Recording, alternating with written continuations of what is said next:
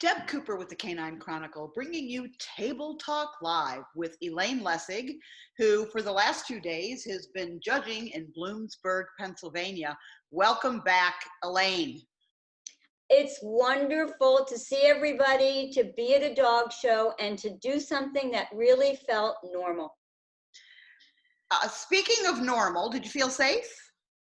I primarily did. I think that there's been a lot of consideration given to almost any and everything you could think of.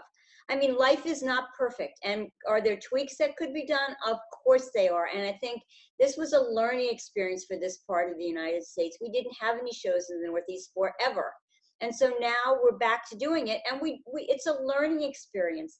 It's modifying the way you think, the way you move, and being conscious and being considerate. I think those are the big things that we need to be aware of. When we chatted a little bit earlier, you mentioned that, your flow was good because of a separate entrance and exit. Did it take you a bit to get your flow going, or did you just kind of jump in and hit the ground running? It was seamless. It really was. It was so easy to have people come in and set up one place while the group that was leaving exited at another place, picked up their ribbons, and moved on. It was very time efficient, in my opinion. I think it saved time, it saved energy, and people were not in each other's faces. I liked it. Feel like people were having a good time? There is no doubt that people, if everybody could have sung the Hallelujah chorus, I think you would have heard it where you are. That's what a resounding, joyful noise there was at the dog show.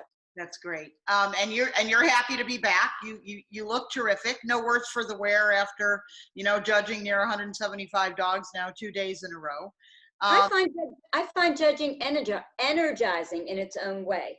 And I find that keying off the way people's emotions are and how happy they are to be back just gives you a certain stimulation that you might not normally get. There was nothing, and it wasn't crowded where I was. I was indoors. It wasn't crowded.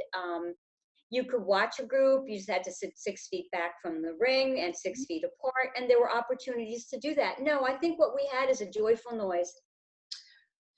Is there anything as a judge that exhibitors could do that you haven't seen yet that would make you feel more safe or confident? I think that people have to remember to find masks ahead of time that are a good fit for their face. There were a lot of people, and also to bring multiple ones for the same day. After a while, they get, no matter what fabric you use, unless you're using the ones that are really constructed, almost like a garment, right. They will fall down at some point in time or get weary. And people's noses would extend out the top of the mask. And that's defeating the whole purpose. Mm-hmm. We need to have mouths and nose clearly covered and well-fitting masks across our face. So people out there, if you haven't been to a dog show yet, and you haven't been wearing masks, go find some that fit. I discovered them in Target.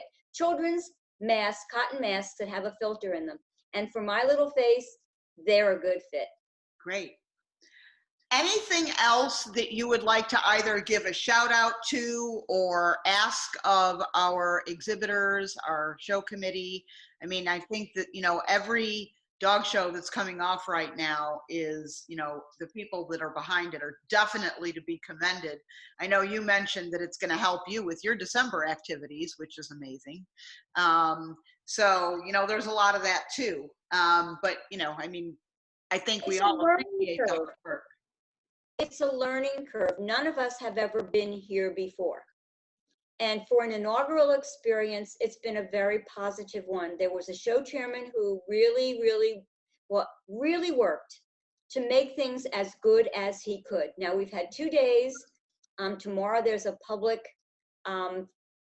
farmers market coming in, and they have it sort of sectioned off, but nobody knows what that is. And there are indoor and outdoor rings in Bloomsburg.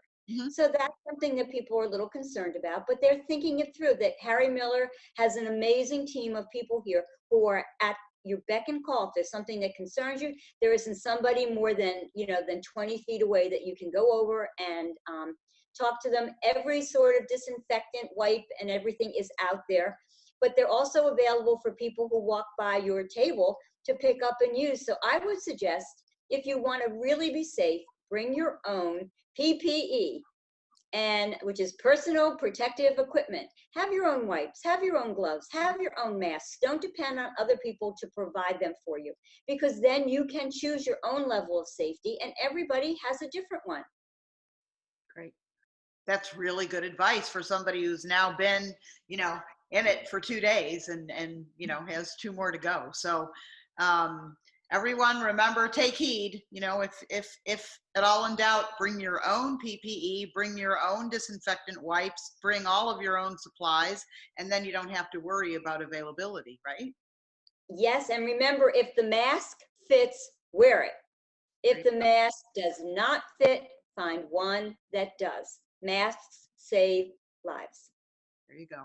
Well, Elaine, I wish you the best for the next 2 days. Thank you. Be safe. I thank you for your time, and I'm sure we'll see each other down the road. I hope so. I miss you, Deb. I miss you too, Elaine. We'll see And you all thank you for taking the time to visit. I think it's really important that people know how wonderful it is to be back at a dog show and to be thoughtful about the process for yourself and for everybody else. Thanks so much. Thank you. And we'll see all you guys in Canfield. Until next time.